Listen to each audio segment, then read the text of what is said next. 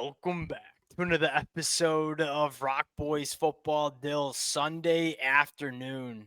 Some monster news across the college football landscape. Penn State moving on from James Franklin and Dill. This all of a sudden becomes the biggest job that will be open on the market up until this point. And I think the interesting conversation is, hey, who are some head coaching candidates to take over this program? And Dill, this opening, it feels like it's going to have a really big ripple effect, not only on the recruiting trail, but the coaching carousel that you're going to see as well, because this is one of the more attractive jobs that you're going to see in the sport. Want to get into what I think would be some really good names for Penn State to call. I think there's one really obvious name that we both agree upon. That's why we're going to start. Now, before we get into it, Penn State fans, please let it fly in the comments section. If you had one call, you're the athletic director, hey, who are you picking up the phone and trying to go out and hire? If y'all do enjoy the content, consider subscribing to the channel. Dale, this is going to be a busy storyline to monitor and talk about over the next couple of weeks and months. Dale, without further ado, I'm going to put you on the spot here. If you are Penn State, the first phone call you make is to who? It's Cignetti. I mean, I think that's everybody's first call. He is a Pennsylvania native. I think it's going to be tough to pry him away from Indiana because they're supporting him. But look, if you get Penn State kind of backing him in their full force, Indiana can't really hold a candle to that job. So to me, you got to go after Cignetti. He's perfect, man. He's a perfect fit. He clearly looks like the best coach in college football at the moment. What he's doing with that Indiana team, you got to go after him first. And he's from the state of Pennsylvania and has ties. You could not draw up a better coaching candidate outside the fact that he's a little bit older. But Bill, here's the thing, man. He has youthful energy, right? I am not worried about Curt Cignetti not bringing the juice over to Happy Valley. And Dill, you look at the checklist that you want to see. I think most Penn State fans say, hey, what do you look like in the big game? Can you help Penn State go from good to great? I mean, Curt Cignetti in a year and a half at Indiana has already shown you that when the moment's the brightest, he has his team playing some really good football, as we saw over the weekend on the road at Oregon. Dill, those are the kind of games that Penn State just don't win with James Franklin. Number two, I mean, man, elite coach himself, proven winner. Man, is he not just an elite hirer? And what I mean by that, just surrounds himself with awesome coaches. And that's something that James Franklin at times did not do a very good job of, specifically on the offensive side of the football. And Dill, lastly, the conversation is, and I do think this is an important conversation. What do you look like as a recruiter? Because as much as Penn State fans want to get upset at James Franklin, and rightfully so, like he has dropped the ball time and time again in the big moments, it's not like Penn State brings in the talent at the upper echelon of the sport. They recruit well. They don't recruit at an elite level. What do you think Curt Cignetti could do on the recruiting front for this Penn State program? Oh, I think he could be nails because I think so too. You see him, and that's probably the one question with him is you're not seeing like the big time recruiting class at Indiana. Now, again, that's a hard school to recruit from. Yes. No in-state talent really, and even the neighboring states for the most part aren't particularly great. So it's not an easy place to recruit from. But he is getting kids on the campus. He doesn't lose kids to the portal, which might be the biggest thing. I think with being in like the Pennsylvania state. I think being at Penn State, Curt Cignetti could recruit his tail off. And here's the other thing, and Dill, it's more important. Curt Cignetti, elite evaluator of talent. And look, Penn State went to the transfer portal and tried to evaluate the heck out of some wide receivers, and they just straight up missed, man. Whether Curt Cignetti brings in a top 8 class consistently or not at Penn State, it doesn't matter, because he has shown you the ability to use the transfer portal as well at an elite level. You can't really question his roster building ability because it's been elite at Indiana.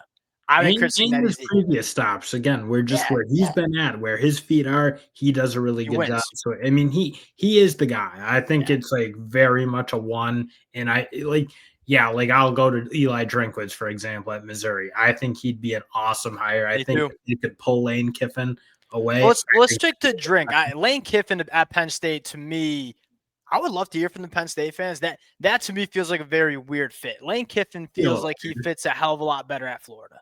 Now, Eli Drinkwitz, excuse me. I think that'd be an awesome hire too, man. And here's what I love about Coach Drink is he has shown it, and this is another really important conversation when you're having the talk about, hey, who's the right guy for the job? I want a coach that has shown me in this modern era of college football, you know how to operate, specifically building your roster. Because you look at Coach Drink and say, look, ball coach, like really, really smart football mind. Ain't no question about that. The bigger concern that I'd have with Coach Drink is what's the roster going to look like? You're going to have Penn State's roster bang with everybody at the top of the Big Ten. Well, he's shown you that at Missouri, Dill, by using the high school ranks very well, developing, but also supplementing in the transfer portal. In this modern era of the sport, Coach Drink has shown, because you look at that Missouri team and they say, ain't that much of a gap between Missouri and a team like Alabama. And another like great Georgia. talent evaluator. Yes. That's again because he punches above his weight in terms of his ability to go out and land 4- and 5-star players at Missouri, but also does a really good job with his like threes and his diamond in the rough players too. And the other big thing is I think he really wants to win, and he is very comfortable getting out there and fundraising and bringing the state behind it. And that I don't know if that ever felt like James Franklin. I just didn't feel like he had that like Eli Drinkwitz charisma that I think would be huge at Penn State, because if you can marshal the resources, you got a real machine. Coach Drink and charisma is a wild, but I can see what you. I don't know if I charismatic. I don't know if is the word I would use to describe Coach Drink. I get the sense though he brings that state like behind Missouri football, and that's not like a state that rides Missouri football like you see like in Oklahoma or some of these like real. Sure. I think that's probably a fair way to put it. I think another name that you'll be seeing a lot of, and I'm kind of interested to hear your take, Matt Rhule. Nah. Why? I don't think I'd want him. I don't love what he's doing at Nebraska. I think the fact that he really can't recruit at all almost is really kind of concerning. Okay, so I don't. Here's the thing with Matt Rhule and recruiting. I don't know if it's he can't recruit at all. I just don't really see the effort being put in at the high school ranks that I would like. He kind of just like punted in the 2026 side.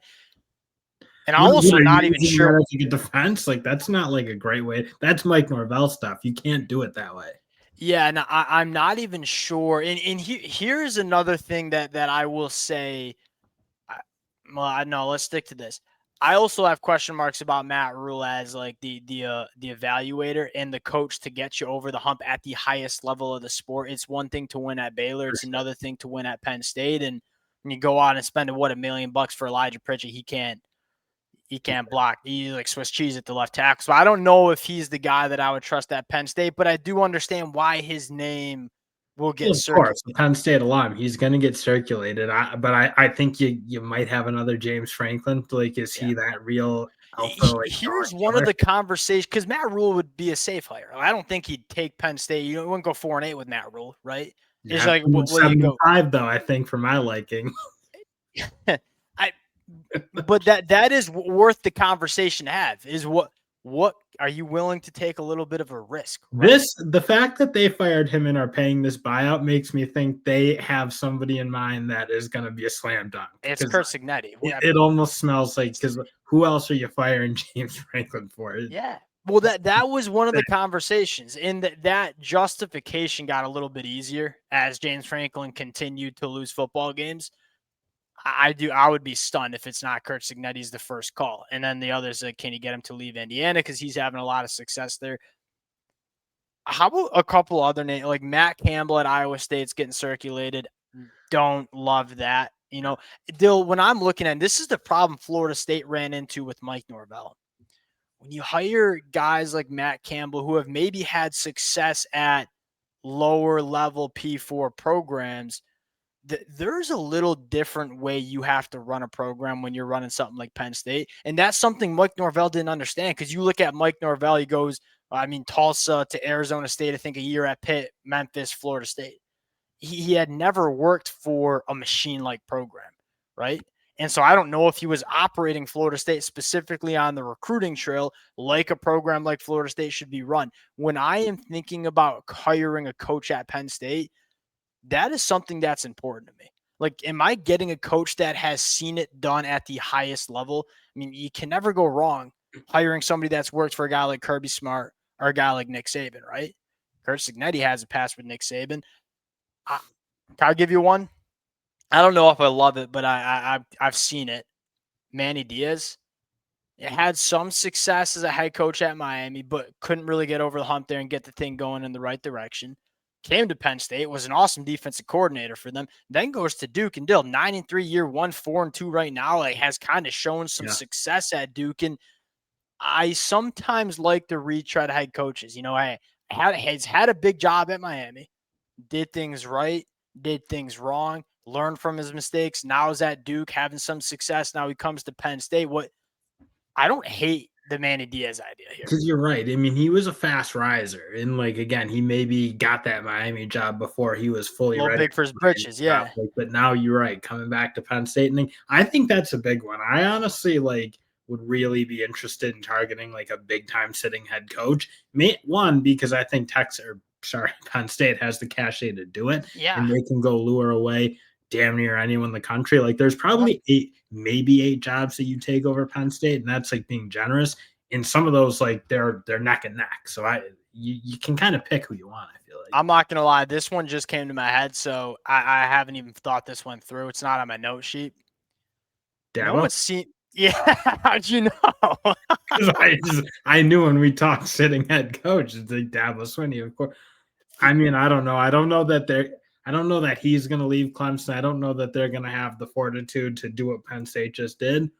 But if they fire him at Clemson, feels a little stale, right? Feels a little stale for him at Clemson.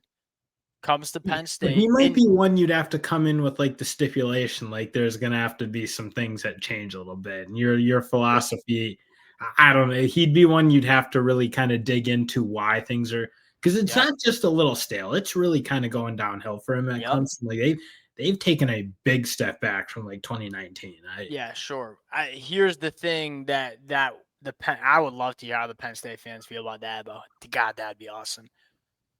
He's gotten over the hump, right? He's gotten Clemson to where Penn State wants to go. And there are just not that many coaches in the sport that have achieved more than James Franklin, right? And Dabo Swinney is one of them. And look, I wouldn't be surprised if Dabo Swinney's look, Clemson, he's under some pressure there. There are some Clemson fans that want to move on from Dabo Swinney. Maybe he's saying, hey, clean break, been a good run at Clemson. Let's go see if I can work my magic at Penn State. I don't hate that one.